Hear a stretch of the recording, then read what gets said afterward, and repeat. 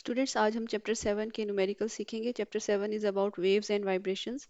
इसका first numerical है the speed of a wave on a typical string is 24 metre per second. What driving frequency with ill resonate if its length is 6 metre. So इसमें हमारे पास जो given data है उसमें speed of wave है 24 metre per second है, length of string is 6 metre. इसमें हमने फाइंड करनी है ड्राइविंग फ्रीक्वेंसी। तो ड्राइविंग फ्रीक्वेंसी का हमने first fundamental mode of driving frequency find करेंगे। For the fundamental mode, we have wavelength is equal to 2L. Full length of the string covers one half wavelength. ठीक है, तो यहाँ पे हम lambda by two is equal to L लिख सकते हैं, या अगर हम टू को इधर मल्टीप्लाई कर दें तो वन वेवलेंथ जो है वो 2L के बराबर होगी। For the fundamental mode we have one wavelength is equal to 2L, और यहाँ से हम वेवलेंथ निकाल लेते हैं which is equal to 12 metre. और फार्मूला अप्लाई करेंगे v is equal to F lambda. F के लिए हम v ओवर लेमडा कर लेंगे इसको 24/12। तो यहाँ से 2 हर्ट्ज हमारे पास ड्राइविंग फ्रीक्वेंसी आ जाएगी। यहाँ पे डायग्राम में भी देखिए, ये हमारे पास हाफ वेवलेंथ है, और ये पूरी एक जो स्ट्रिंग की लेंथ के ऊपर कवर कर रही है। तो अब यहाँ पे half lambda over two is equal to 1L के इक्वल है। तो वेव की स्पीड दी हुई है आपको और स्ट्रिंग लेंथ दी हुई है, तो यहाँ से हमने ये हमने रिलेशन यूज़ किया lambda is equal to 2L। और फ्रीक्वेंसी के लिए v is equal to F lambda formula apply करके फ्रीक्वेंसी फाइंड कर ली हमने। Next, 7.2 is the lowest resonance frequency for a guitar string of length 0.75 meter is 400 Hz. Calculate the speed of a transverse wave on the string. तो इसमें हमारे पास जो है लोएस्ट रेजोनेंस फ्रीक्वेंसी है, ये जो फर्स्ट मॉड है ये लोएस्ट रेजोनेंस फ्रीक्वेंसी का है। ठीक है जी, यहाँ पे हमारे पास गिवन डेटा क्या है, लेंथ ऑफ स्ट्रिंग है एल इज 0.75 मीटर है, और फंडामेंटल फ्रीक्वेंसी या lowest resonance frequency is 400 hertz. अब हमने फाइंड करनी है वेव की speed.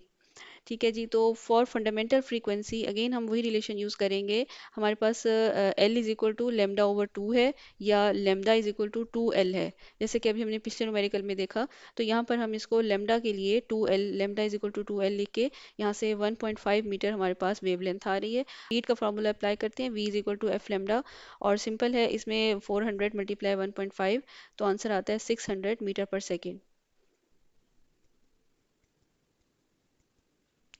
The next 7.3 problem is a tuning fork A produces 4 beats per second with another tuning fork B. It is found that by loading B with some wax, the beat frequency increases to 6 beats per second. If the frequency of A is 320 Hz, determine the frequency of B when loaded. ठीक है जी, इसमें हमारे पास given data है frequency of tuning fork A which is F A और 320 hertz है। और दूसरा हमें बताया है कि जो बीट फ्रीक्वेंसी है, इनिशियल बीट फ्रीक्वेंसी है, वो है 4 बीट्स पर सेकेंड, यानी कि वैक्स लोडिंग से पहले। और इसको हमने एन से लिखा है, आप इसको एफ बीट भी लिख सकते हैं। ये बीट फ्रीक्वेंसी है 4 हर्ट्स। ठीक है, 4 बीट्स पर सेकेंड। और जो दूसरी कंडीशन दी हुई है फाइनल बीट फ्रीक्वेंसी या आफ्टर लोडिंग वैक्स, वो हमारे पास है 6 हर्ट्स। अब हमने एज पर क्वेश्चन हमने फाइंड करना है frequency of tuning fork be when loaded with wax. ठीक है जी, frequency of tuning fork be after loading wax, इसको एफ बी लिखा हुआ है, एफ बी से को हमने फाइंड करना है।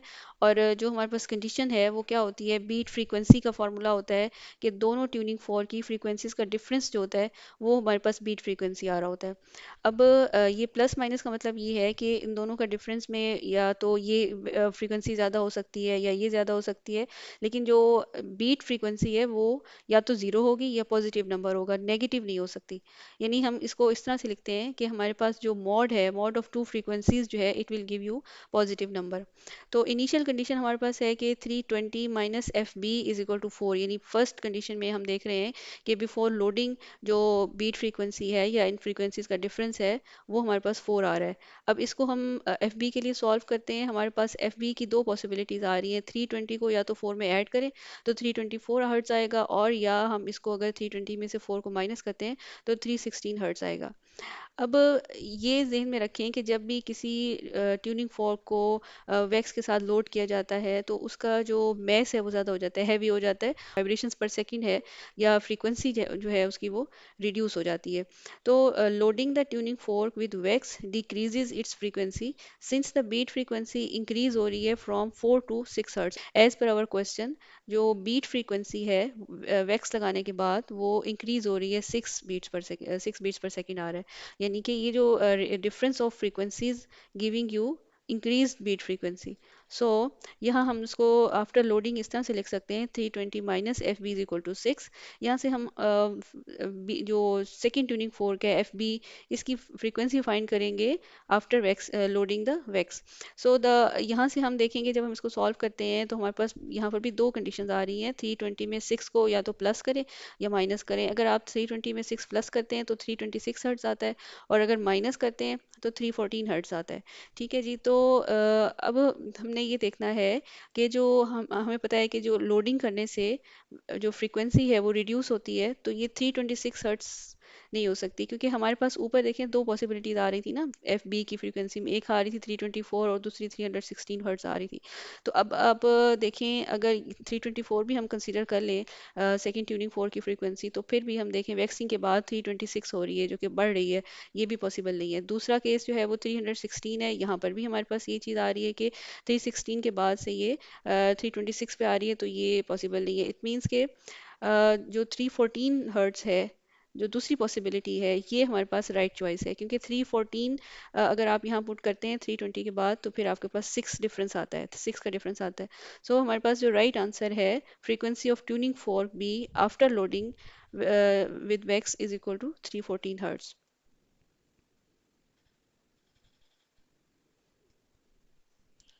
7.4 problem. A steel wire hangs vertically from a fixed point, supporting a weight of 80 Newton at its lower end. The diameter of wire is 0.5 millimeter and its length from the fixed point to the weight is 1.5 meter. Calculate the fundamental frequency emitted by the wire when it is plugged. Density of steel wire is 7.8 10 power 3 kg per meter cube. Now we have given data, यहाँ पे wait दिया हुआ है हमें, या tension कह लें इसको, टेंशन को एफ से लिखा है और ये 80 न्यूटन है। डायमीटर इज 0.50 मिलीमीटर, या आप इसको 5 10 पावर -4 मीटर लिख सकते हैं, और लेंथ जो है वो 1.5 मीटर है। तो अब हमने फाइंड करना है, फंडामेंटल फ्रीक्वेंसी फाइंड करनी है। ठीक है जी। इसमें हमारे पास जो हमें सबसे पहले क्या चाहिए होगा, क्रॉस सेक्शनल एरिया फाइंड करेंगे। Cross sectional area of steel wire को किस पाई आर स्क्वायर या इसको पाई डी स्क्वायर ओवर 4 करके यहाँ से हम इसका एरिया फाइंड कर लेते हैं। तो एरिया हमारे पास आ रहा है इसका 1.963 10 पावर -7 मीटर स्क्वायर। अब जो डेंसिटी है, density is equal to mass over volume, यहाँ से हम मैस फाइंड करेंगे, mass is equal to density multiply volume. So जो हमारे पास डेंसिटी है रो, और वॉल्यूम के लिए हम क्या लिखते हैं, एरिया मल्टीप्लाई लेंथ लिख सकते हैं इसको। ठीक है, वॉल्यूम के लिए। तो अब हमें हम जो फार्मूला अप्लाई करने जा रहे हैं उसमें हमें मैस पर यूनिट लेंथ चाहिए, या आप इसको लीनियर मैस डेंसिटी भी कह सकते हैं। तो मैस पर यूनिट लेंथ जो है वो हम क्या करेंगे, यहाँ पर ये जो यानी एम ओवर एल आपके पास आ जाएगा 7.8 10 पावर 3 मल्टीप्लाई पाई की वैल्यू 3.14, और ये जो डी का स्क्वायर है ये डिवाइडेड बाय 4। तो ये इसको सॉल्व करने से हमारे पास आता है 1.53 10 पावर -3 केजी पर मीटर, यानी मैस पर यूनिट लेंथ आ रहा है आपके पास। तो अब हमने जो फार्मूला अप्लाई करना है वेव की स्पीड का, वो है v is equal to F lambda, और यहाँ से जो हमें फाइंड करनी है फंडामेंटल फ्रीक्वेंसी, यानी F1 हमने फाइंड करना है। तो एफ एन का फॉर्मूला होता है एन वी ओवर लेमडा या एन वी ओवर 2L। सो F1 के लिए हम एन को पुट करेंगे, हमारे पास वी ओवर 2L आ जाएगा, वी ओवर लेमडा या वी ओवर 2L आ जाएगा। फंडामेंटल फ्रीक्वेंसी के लिए वी ओवर 2L, और वी जो स्पीड ऑफ वेव है उसका हम अप्लाई करेंगे, यहाँ पे फॉर्मूला लगाएंगे जो हमने अभी देखा कि V is equal to tension over mass per unit length का स्क्वायर रूट होता है। ठीक है जी। यहाँ से हमारे वैल्यूज पुट करते हैं, 1/2 मल्टीप्लाई 1.5 80 ओवर 1.53 10 पावर -3, और इसको सिंपल है, इसको ये सॉल्व करते हैं, 1/3 आ रहा है, और इधर से ये स्क्वायर रूट के अंदर ये वैल्यू जो आ रही है, इसमें हमारे पास इसका स्क्वायर रूट लेने से जो फ्रीक्वेंसी आ रही है फंडामेंटल फ्रीक्वेंसी वो 76.2 हर्ट्स आ रही है। ये यहाँ पे सॉल्व हो गया, हमारा इसका आंसर आ गया। अब मैं आपको थोड़ा सा ये जो स्पीड का हमने फार्मूला लिखा है, v is equal to F over M prime का स्क्वायर रूट। ये देखिए ये क्या होता है, the speed of a transfer wave travelling down a stretch string depends on two factors, the tension in the string and how heavy the string is. यानी इसमें हमने जो एफ लिखा है ये टेंशन है, tension force apply to the string है, और जो एम डैश है या एम प्राइम है ये लीनियर मास डेंसिटी है, यानी मास पर यूनिट लेंथ है। 7.5 Average intensity of sunlight on the surface of Earth is nearly 500 watt per square meter. Determine the amount of energy that falls on a solar panel having an area of 0.5 meter square in 4 hours. So इसमें हमारे पास given data जो है वो क्या है, intensity है 500 watt per square meter and area is 0.50 metre square. यहाँ से जो टाइम गिवन है 4 आवर्स है, इसको मल्टीप्लाई कर लें 60 for minute and 60 for seconds, 3600 से मल्टीप्लाई किया तो ये आपके पास 14400 सेकेंड्स में आ रहा है। नाउ हमने फाइंड करना है एनर्जी रिसीव्ड या energy falling on the solar panel. तो हमारे पास जो इंटेंसिटी होती है उसका फार्मूला है पावर पर यूनिट एरिया। तो पावर रिसीव्ड हम फाइंड कर लेंगे इंटेंसिटी मल्टीप्लाई एरिया करके, इसको यहाँ से वॉट में हमारे पास 250 वॉट पावर आ रही है। और जो हमें पता है कि पावर का जो फार्मूला होता है वो रेट ऑफ डूइंग वर्क या एनर्जी ओवर टाइम होता है। यहाँ से एनर्जी का फार्मूला कर लेते हैं कि power multiply time. So simple है, यहाँ 3.6 × 10⁶ जूल जो है आपके पास एनर्जी आ रही है which is falling on the solar panel. Next, 7.6a, if the intensity of a wave is 16 watt per square meter and the amplitude is 2 meter, what is the value of constant k? So इसका B part है, if the intensity of wave is 25 watt per square meter and the constant is 5 watt per uh, meter per 4, what is the amplitude? सो पहले case में हमने intensity हमें given है और amplitude given है, हमने कांस्टेंट की वैल्यू फाइंड करनी है। तो जो रिलेशन है हमारे पास वो होता है intensity is equal to constant times amplitude का square. So K is equal to I over A square. यहाँ पे सिंपल है, वैल्यूज पुट करें इनकी, और 4 वाट पर मीटर की पावर 4 जो है वो आपके पास कांस्टेंट की वैल्यू आ रही है पहले केस में। दूसरा हमने फाइंड करना है, दूसरे केस में हमने एम्पलीट्यूड फाइंड करना है।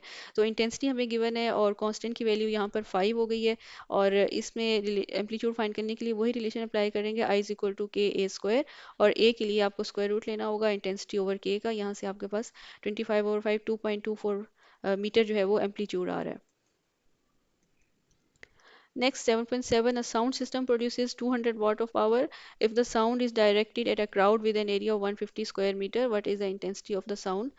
और दूसरा पार्ट इसका है कि a light bulb emits 100 watt of power if the light is spread out evenly over a sphere with a surface area of 400 meter square.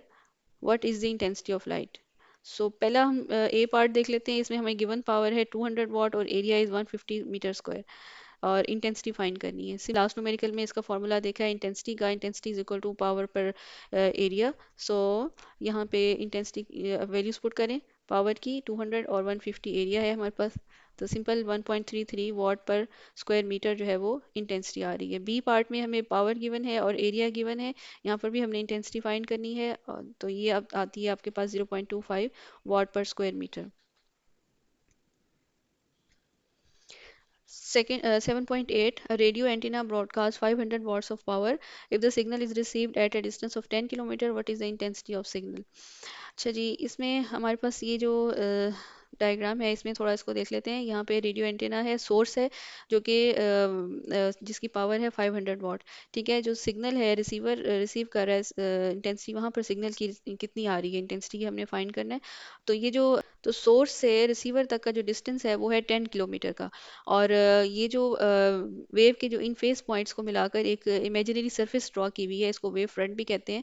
तो ये वेव फ्रंट्स जो है वो 10 किलोमीटर का डिस्टेंस कवर करके रिसीवर तक आ रही हैं, और अब हमने इनकी इंटेंसिटी फाइंड करनी है।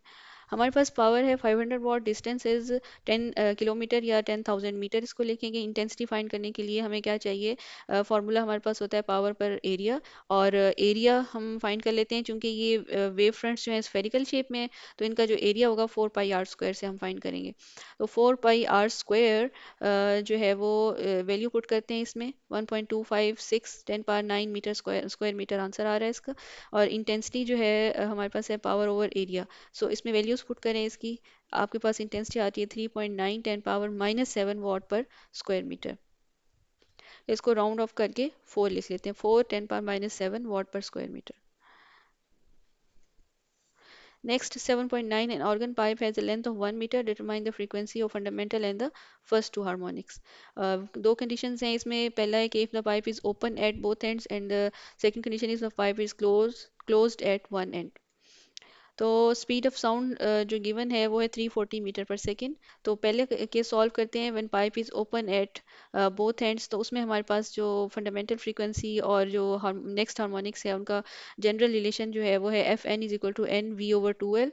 इसमें एन की वैल्यूज डिफरेंट पुट करते जाएंगे तो हमारे पास फ्रीक्वेंसीज रेंज आ जाएगी फ्रीक्वेंसी की. यानी एन की 1 2 3 4. तो फंडामेंटल फ्रीक्वेंसी के लिए एन की वैल्यू 1 पुट करेंगे, एन इज इक्वल टू 1 करें तो ये आपके पास वी ओवर टू एल आता है. यहाँ से 340 डिवाइडेड बाई 2, तो ये 170 हर्ट्स आ रही है फंडामेंटल फ्रीक्वेंसी. सेकंड हार्मोनिक्स या सेकंड फ्रीक्वेंसी को आप सिंपल अगर 2 से एन को मल्टीप्लाई, एन की जगह 2 पुट करें और एफ वन से मल्टीप्लाई कर दें तो आपके पास ये 340 हर्ट्स आ रही है. या वैल्यूज़ यहाँ पर भी पुट करें तो सेम 340 हर्ट्स आंसर आएगा. इसी तरह से थर्ड हार्मोनिक एफ थ्री जो है वो 3 F1 कर दें, 3 times of F one 510 hertz आएगा. When pipe is closed at one end, जब पाइप जो है एक एंड पे क्लोज हो तो फिर हमारे पास जो रिलेशन होता है फ्रीक्वेंसीज का वो है F N is equal to N V over four L. और इसमें एन की वैल्यू जो है वो ऑड है, यानी ऑड हार्मोनिक्स जो एग्जिस्ट करते हैं. तो fundamental frequency is F one is equal to for N one V over four L. यहाँ पे आप वैल्यूज पुट करें, इसकी 85 हर्ट्स आ रहा है. और नेक्स्ट हार्मोनिक के लिए हम एन की वैल्यू को 3 पुट करेंगे, F three is equal to 3 times of F one, तो ये 255 हर्ट्स. और इससे अगली जो हार्मोनिक है वो एफ फाइव होगा. एफ फाइव के लिए 5 टाइम्स ऑफ एफ वन करें तो 425 हर्ट्ज आता है. 7.10, a train is approaching a station at 90 kilometer per hour, sounding a whistle of frequency 1000 hertz. What will be the apparent frequency of the whistle as heard by a listener sitting on the platform? What will be the apparent frequency heard by the same listener if the train moves away from the station with the same speed? ठीक, ये एक Doppler effect का एक question है और इसमें हमारे पास दो कंडीशंस हैं कि when train is approaching at the station और स्टेशन पे एक ऑब्जर्वर मौजूद है, और दूसरा है कि when train is moving away from the station या moving away from the observer. तो इसमें जो गिवन फ्रीक्वेंसी ऑफ विसल है वो है ये यानी कि 1000 हर्ट्ज है. और speed of sound is 340 metre per second. और ट्रेन की जो स्पीड है वो वी एस से उसको लिखा है, V S is equal to 90 kilometre per hour. इसको मीटर पर सेकेंड में कन्वर्ट कर लेते हैं, यानी कि 1000 से मल्टीप्लाई करेंगे फॉर केज की किलो के लिए, और पर आवर की जगह हम यहाँ पे 3600 सेकेंड्स लिख सकते हैं. तो 25 मीटर पर सेकेंड आपके पास स्पीड ऑफ ट्रेन आ रहा है. Now if the train moving towards the station, तो हमारे पास जो रिलेशन होता है फ्रीक्वेंसी रिलेशन है वो F prime is equal to V over V minus V S, यानी कि speed of sound minus speed of source. तो ये यहाँ पे हम इसकी पुट करते हैं वैल्यूज़.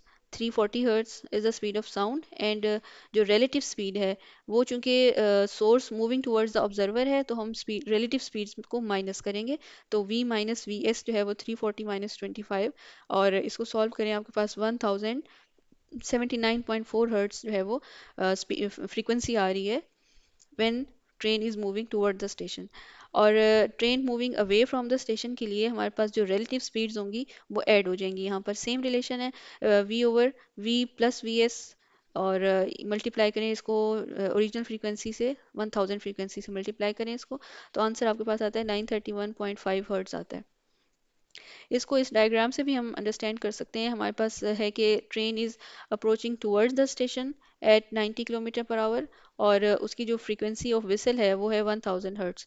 तो ट्रेन अप्रोचिंग के लिए हमने रिलेशन यूज़ किया जो ऑब्जर्व फ्रीक्वेंसी का, वो हमारे पास है F prime is equal to F into V over V minus V S. और जब ट्रेन मूविंग अवे करिए तो उस सूरत में रिलेटिव स्पीड्स को ऐड करके एफ प्राइम और is equal to F multiply V over V plus V S आ जाएगा.